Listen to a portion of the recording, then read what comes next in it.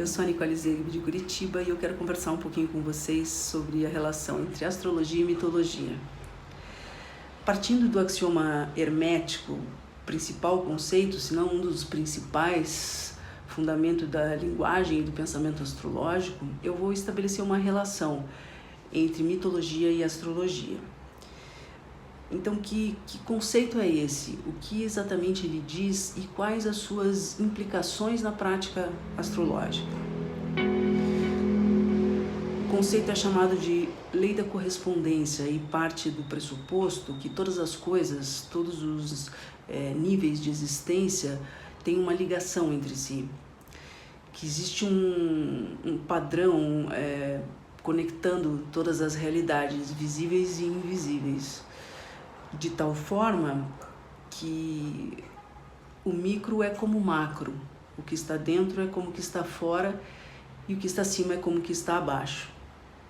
A astrologia, assim como a mitologia, se utiliza dessa correspondência entre as coisas para a construção das suas analogias simbólicas, ou seja, da sua linguagem. E, em certa medida, ela se apropria da linguagem mitológica na medida em que utiliza dessa linguagem para nomear planetas, constelações, estrelas fixas e algumas partes árabes, né? E a gente pode dizer também que se apropria da mecânica conceitual dos mitos, de tal forma que os planetas se comportam como se fossem deuses. E para que fique mais claro o que eu estou querendo dizer, Crono e Zeus, sempre que eu falar aqui dos deuses eu vou utilizar a nomenclatura grega e dos planetas, para os planetas a nomenclatura romana, tá? Então, Crono e Zeus foram governantes dos homens e dos deuses, da mesma forma que Saturno e Júpiter são planetas sociais. Na teogonia, entre outras coisas, Hesíodo estabelece uma relação entre Crono e Zeus, determinando o lugar que eles ocupam no panteão divino e frente aos homens, determinando assim as suas principais características, né? Então, a partir dessa narrativa, eu quero demonstrar que os conceitos astrológicos, em certa medida, se embasam na linguagem mitológica. E dessa forma, a mitologia passa a ser uma ferramenta muito importante para a prática astrológica, né? Então, a narrativa do mito, que eu estou utilizando aqui, né, como referência à teogonia, ela começa não em Zeus ou em Crono, começa em Urano, que é a personificação do céu, um elemento fecundador de grande vitalidade que cobre a terra, a Gaia, com seu sêmen-chuva de forma indiscriminada, sem se preocupar com as consequências disso, né? E toda essa fecundidade, claro, vai gerar filhos, né? Só que Urano, ele tem conhecimento de uma profecia que prevê que ele vai ser destronado por um de seus filhos. Então, cada filho que nasce, ele devolve para o seio da terra. E Gaia, esgotada, curvada já de tanto peso, pede ajuda para os filhos, para que encontrem uma forma de frear essa obsessão fecundante do pai. Mas eles vão se negando a fazer isso. Um a um, eles se negam, até que Crono, o caçula, aceita a tarefa aí de limitar o pai. E é nesse momento que Gaia vai presentear Crono com um instrumento sagrado capaz de ceifar sementes, esse instrumento que vai ser o símbolo desse deus, né? A foice. Crono, silenciosamente, sozinho, fica de tocaia, esperando o melhor momento, uma distração de Urano, e castra o pai. No momento da castração, as gotas de sangue que pingam na terra, dessas gotas nascem as erinhas, e das gotas de sangue misturadas ao sêmen, que caem no oceano, formando uma espuma, nasce Afrodite. As erinhas são guardiãs da ordem, elas são as vingadoras divinas que castigam qualquer um que desrespeite o direito do outro, que cometa o pecado da híbris, da desmesura, o ir além da medida que lhe cabe. E elas podem assumir aí diversas formas para castigar homens e deuses. Algumas delas são, por exemplo, remorso e culpa, e elas são capazes de enlouquecer, se elas quiserem, né? Depois disso, eu penso como curiosidade, num outro momento, elas passam a ser apenas vingadoras aí de crimes consanguíneos, tá? Crimes parentais. Afrodite, quando nasce, ela estabelece uma nova forma de procriação, estabelecendo assim leis, regras de convívio social. E aqui eu chamo a atenção porque existe mais de uma versão para o mito do nascimento de Afrodite. A outra versão, ela é filha de Zeus e Dione, sendo conhecida como Afrodite Parmênia, a que é adorada pelo povo. Essa Afrodite Parmênia, ela é associada aos amores comuns, associada à beleza física, aos prazeres da carne sensoriais, enquanto a Afrodite que nasce sem mãe, a Afrodite Celeste, é conhecida como Afrodite Urânia e é associada ao amor etéreo, que independe da beleza física, ele se eleva para além disso, procurando uma eternidade. Crono confronta Urano, limitando assim a força fecundante. A inteligência de Crono limita os instintos, e assim como é limitada por eles, né? O nascimento das Erinhas e de Afrodite conecta Crono a essa nova forma de procriação e as novas regras de ordem. Então, destronando Urano, Crono institui o outro como limite. E assim a gente pode dizer que Crono é um herói civilizador ligado à fecundidade nesse contexto de ordem social. E tendo isso em mente, por analogia, fica muito clara a faceta de deus agrário que Crono tem, já que ele, por esse viés de fertilidade da terra, ele se liga ensinando o cultivo da terra. Inclusive, Hesíodo também cita, quando ele fala das 5 raças, ele aponta Crono, sendo dirigente da Idade de Ouro, responsável por um momento de maior felicidade dos homens e também de maior fecundidade da terra, em que os alimentos brotavam sem que os homens precisassem trabalhar para isso. E tudo era dividido em igualdade, eles viviam com muita harmonia, não conheciam a fome. Então, tendo destronado Urano, Crono passa a ter que se preocupar com a ameaça que os filhos representam ao seu poder, já que a profecia que assombrava Urano é hereditária. E aí a gente vê que o governante da Idade de Ouro é também um tirano. Crono engolia os seus filhos assim que eles nasciam, sem se preocupar com as consequências, assim como fez Urano, né? E ele mantinha a sua soberania, o seu poder, se limitando a engolir as ameaças, a engolir os filhos, limitando assim o seu poder a um círculo familiar. E ele acabou experimentando do próprio veneno.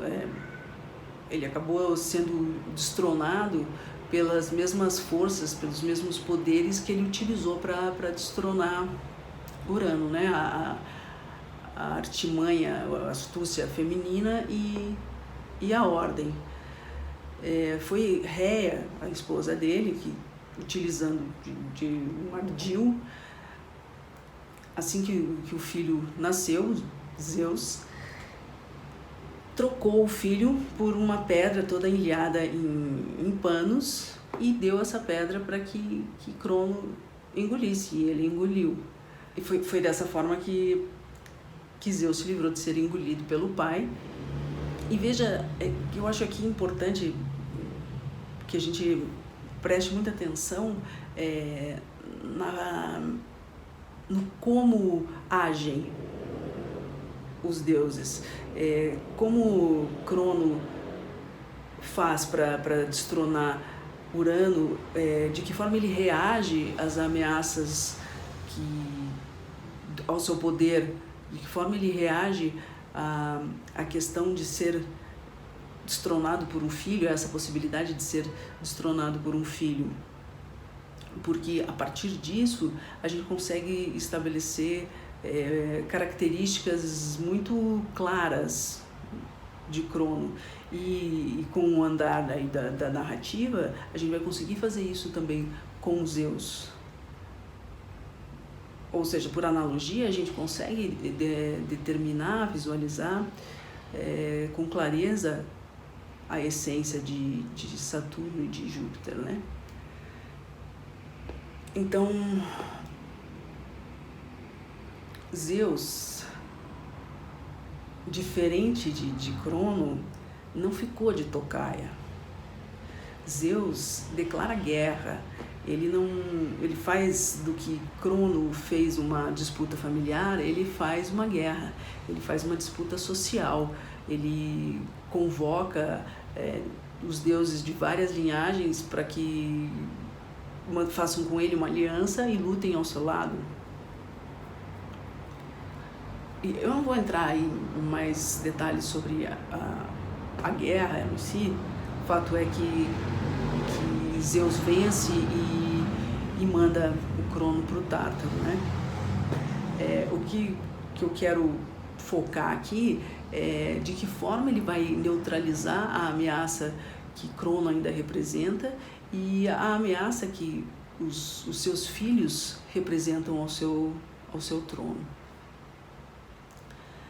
E ele neutraliza essas ameaças fazendo uso do casamento como uma aliança política. Ele vai escolher uma esposa de cada uma das linhagens divinas, e dessa forma ele vai passar a ter o poder de cada uma delas, porque cada linhagem, os descendentes de cada linhagem possuem características específicas, qualidades, e aqui, se tratando de deuses, as qualidades são poderes, né? Então,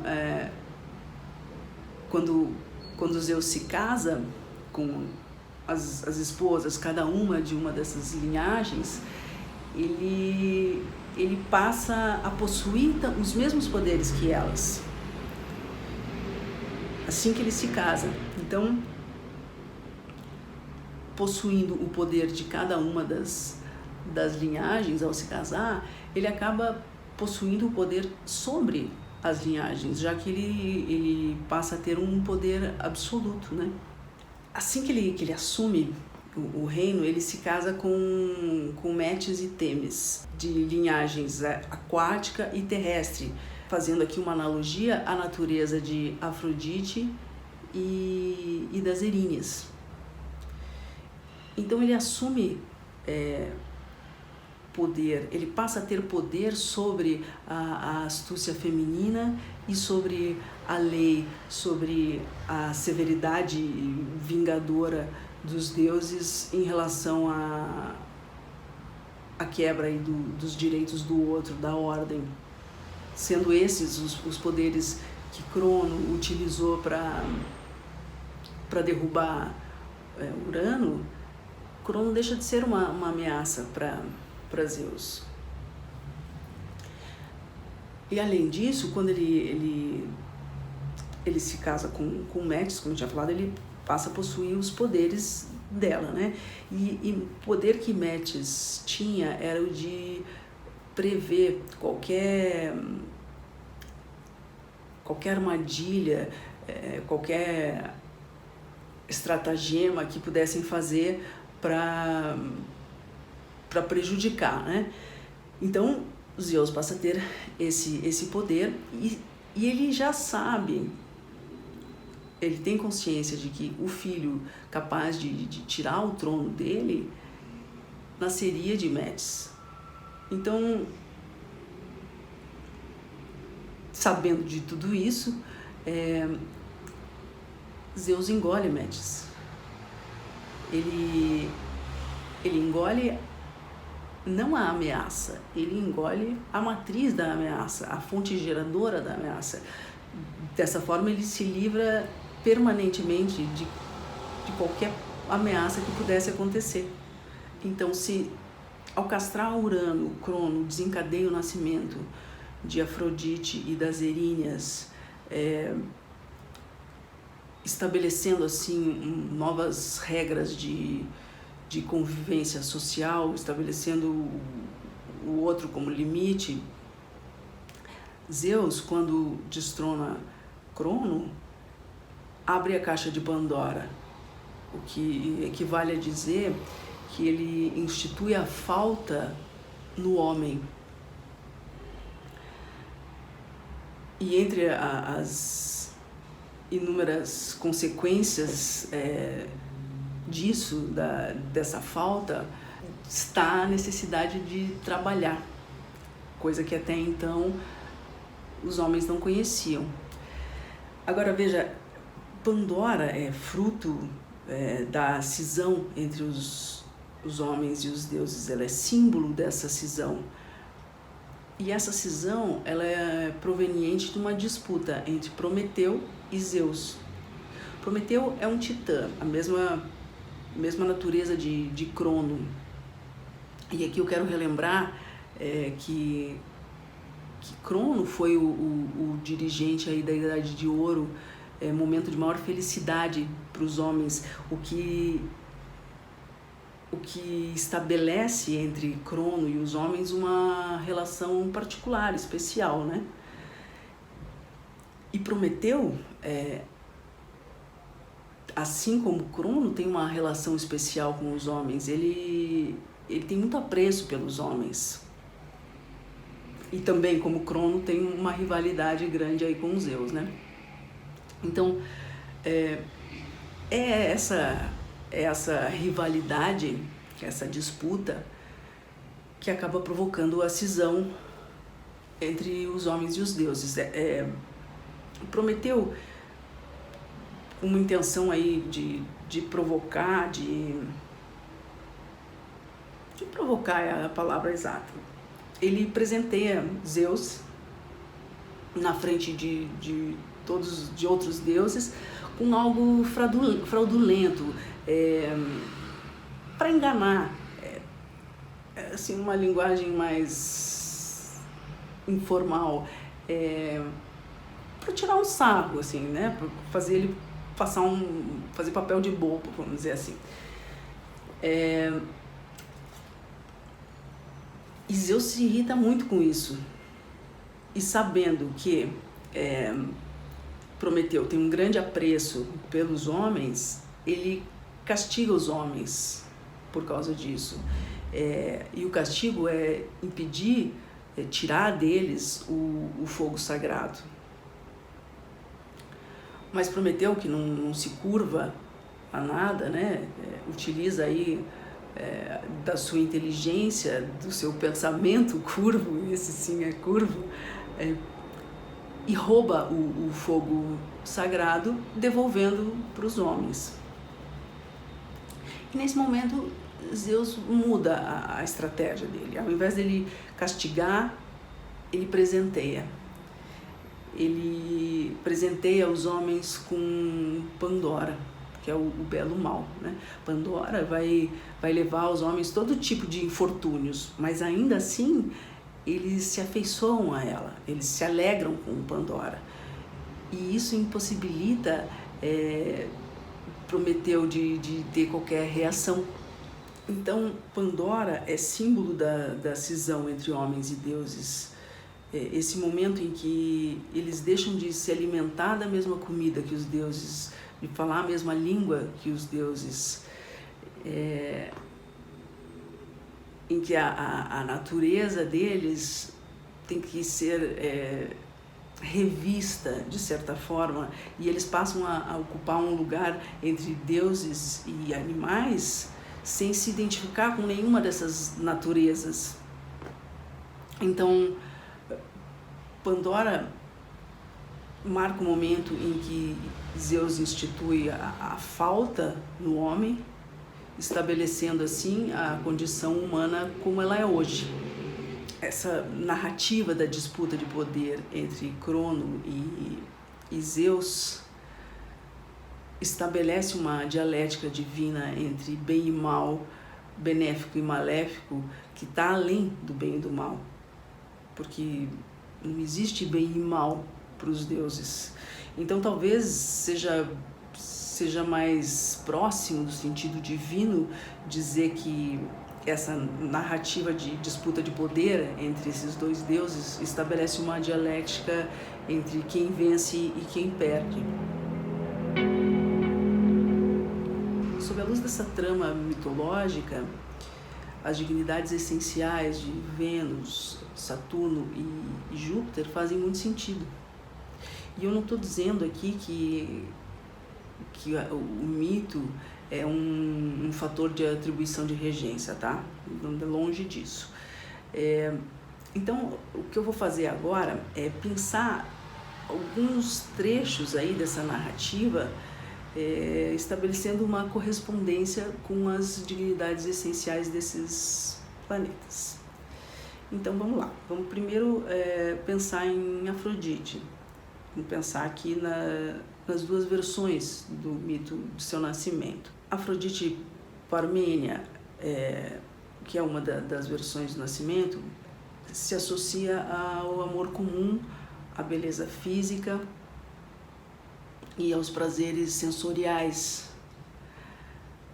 Uma descrição que encaixa na essência de Vênus em Touro, né? O outro nascimento, outra versão para o nascimento de Afrodite, ela, ao nascer, ela estabelece uma nova forma de procriação, estabelece regras de convívio. Essa Afrodite, que é a Afrodite Urânia já, né? E exatamente isso, essa descrição é a essência de Vênus em Libra, enquanto o fato da Afrodite Urânia, essa outra característica dela de ter como berço aí o oceano, de ser associada a um amor mais etéreo, que independe da beleza física, buscando uma eternidade, é uma descrição clara da essência da exaltação de Vênus, né? Vênus em peixes. Pensando em Crono, a sua inteligência impõe limites aos instintos e é limitado por ela. Isso é uma descrição da essência de Saturno em Aquário.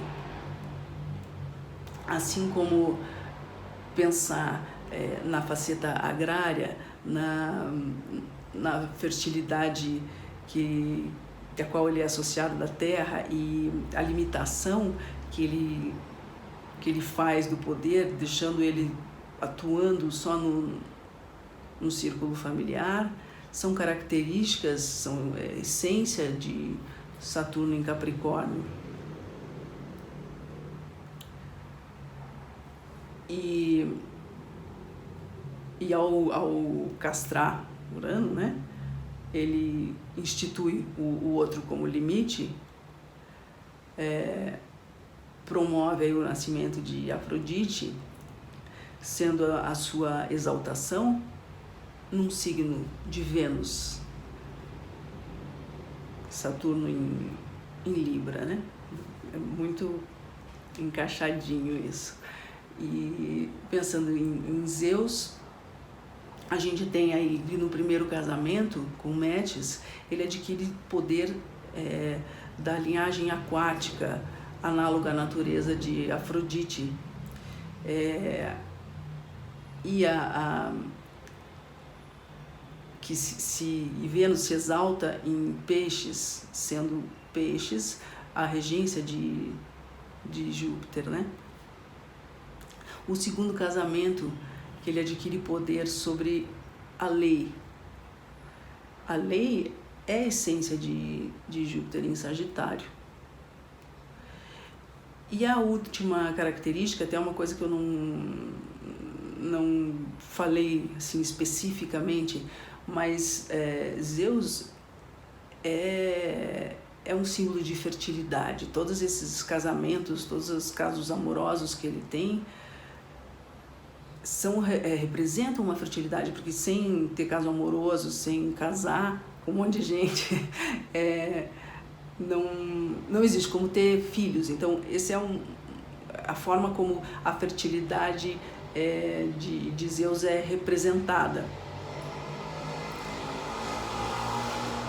E a exaltação de Júpiter se dá em Câncer, um signo de regência da Lua, que intimamente ligado aí à fertilidade. Então veja como a partir da narrativa a gente consegue extrair informações importantes sobre os planetas. Para terminar agora, eu queria falar um pouquinho sobre estrelas fixas. Na verdade, eu queria falar mais especificamente sobre uma estrela fixa, sobre Alferates, a alfa da constelação de Andrômeda. Andrômeda, ela é uma princesa do reino da Etiópia, filha de Cefeu e Cassiopeia. E Cassiopeia, a mãe, né, ela tem uma questão com a beleza e repete com muita frequência que ela é mais bela que as Nereidas e mais bela até que Hera, sendo que Hera, às vezes uma curiosidade, ninguém quase fala disso, mas Hera é tão bonita quanto Afrodite, é uma das deusas mais lindas. E ao ouvir isso, as Nereidas ficam irritadas, vão conversar com Poseidon para alertar que ela está aí cometendo, na verdade, o pecado da híbris, né? Está querendo ir além da medida que lhe cabe. Como castigo, Poseidon envia Cetus, um monstro marítimo, para destruir o reino da Etiópia. A única opção que ele dá para Cefeu, o rei, né, é que ele poderia evitar que o reino fosse todo destruído, mandando a filha Andrômeda em sacrifício para Cetus. E ele, pressionado pelo povo, acaba fazendo isso, oferecendo a filha em sacrifício para salvar o reino. E Andrômeda, mesmo aí sendo sacrificada em nome de um pecado que ela não cometeu, né, um pecado da mãe, ela vai bastante resignada, caminha resignada para esse destino. claro, não feliz, mas resignada, aceita o destino que lhe cabe. E quando ela já está lá acorrentada, Perseu chega, Perseu um herói, e oferece para salvação para ela, desde que ela se case com ele, passe a ser dele. E é assim que empunhando a cabeça de Medusa, que ele derrotou, né, que ele degolou, e montado no Pégasus, que nasceu da gota de sangue da Medusa, que ele derrota Cetus. Uma das abordagens que eu quero fazer em relação a essa estrela é pelo viés da beleza. A beleza é um dos assuntos principais, afinal de contas ela é o gatilho da história. E a Alferátis está ligada a essa significação de beleza. Então você encontra mapas com Alferátis que ela tem esse significado de beleza, tá? Vamos dar uma olhadinha nos mapas. Veja o mapa da Vera Fischer, que é a Miss Brasil, semifinalista do Miss Universo, e que a partir disso, dessa conquista que tem como gatilho a beleza, passa a ter sucesso na carreira como atriz. A vida dela se ergue a partir disso. E ela tem Alferátis conjunto a Fortuna no ascendente, sendo aí a Fortuna significadora do corpo e de reputação, né? Então a gente tem aqui as duas coisas que cabem nessa situação. Outro mapa do James Dean e da Isabella Adjani que são parecidos. Os dois têm a estrela no ascendente, e a carreira de ambos é marcada aí pela associação que eles têm à beleza. Eles têm essa imagem de símbolo de beleza, não só da época, mas foi um marco, assim, né? São duas figuras bem importantes no mundo artístico nesse sentido. Outra figura que acontece a mesma coisa é a Angelina Jolie. Angelina Jolie tem Alferátis com a Lua, que é regente do ascendente, sendo ascendente também, né? Significadora aí do corpo. A Lua está no meio do céu. Então, associando a carreira dela à beleza, a imagem dela à beleza.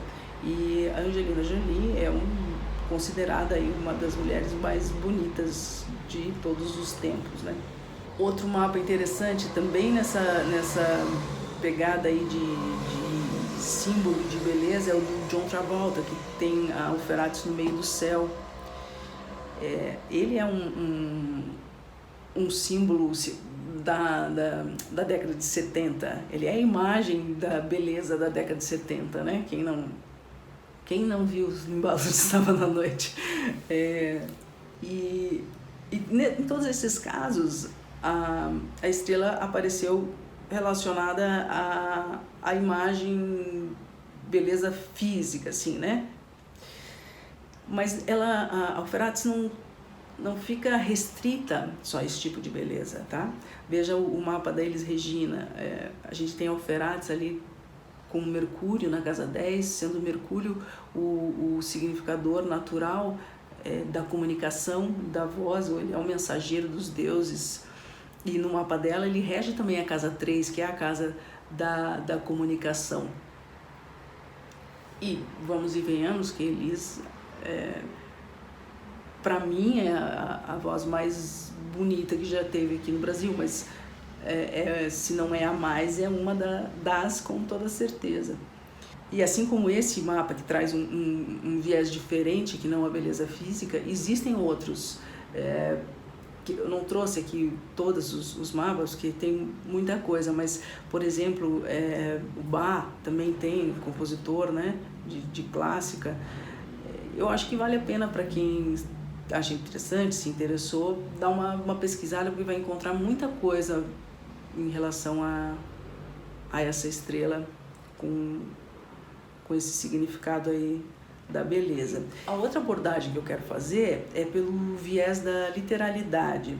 É quando a estrela atua de uma forma literal, e a gente consegue ver o mito, né? Como se o nativo vivesse o mito, fosse um dos personagens, digamos assim, tá?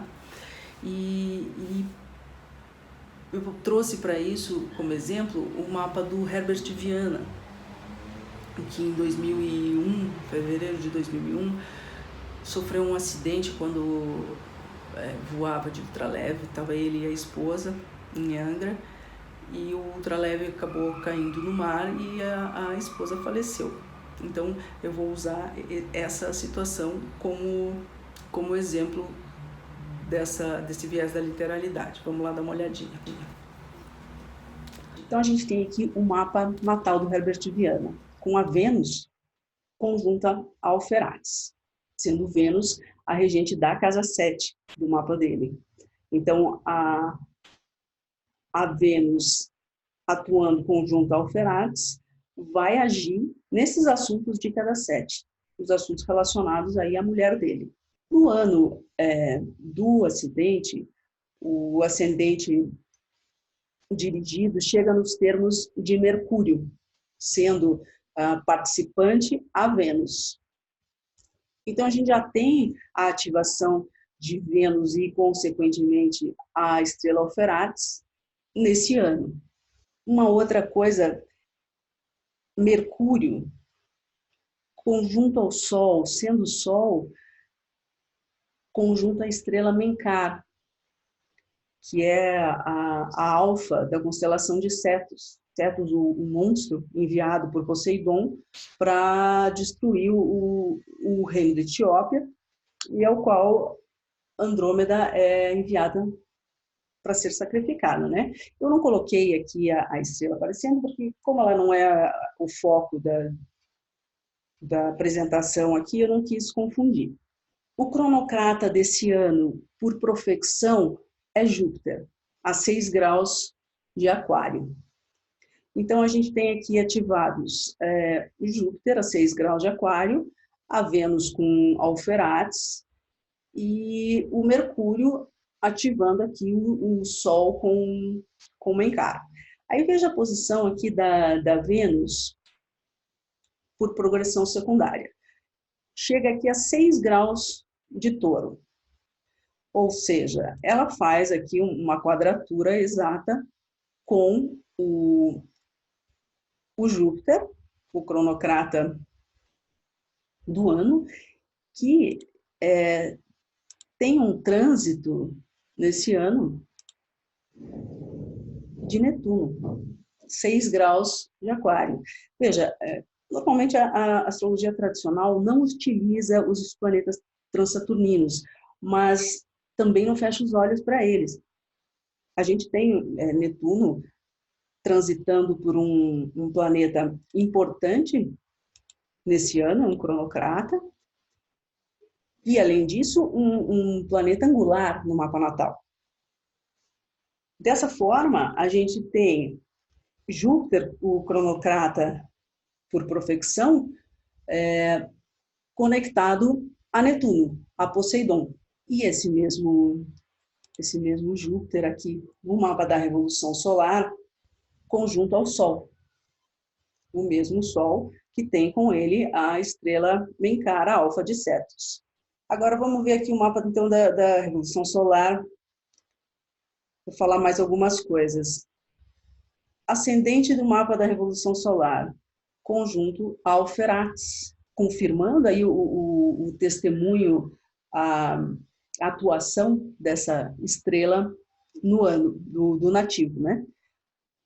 Vênus, a quase 4 graus de Touro, praticamente a mesma posição que ela está na progressão secundária, sendo o Touro a casa 7 do mapa natal, e aqui na Revolução, a casa 7 chegando na casa 2, que é a casa 8 da casa 7 nesse mapa, né? Então, a gente tem aqui ativados nesse ano Júpiter como cronocrata, que recebe o trânsito de Netuno. A Vênus, por progressão secundária e no na Revolução Solar, fazendo uma quadratura com esse Júpiter, recebendo também o trânsito de Netuno nessa quadratura, certo?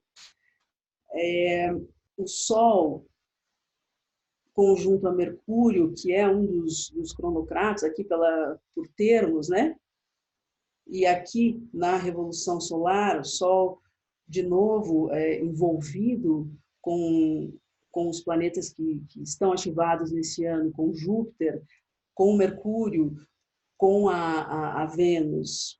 E veja agora um mapa do acidente. Antes do mapa do acidente, deixa eu fazer um comentário. Então, veja, a gente já tem aqui os 3 personagens atuando no mapa, né? Poseidon, Andrômeda e Cetus, ok?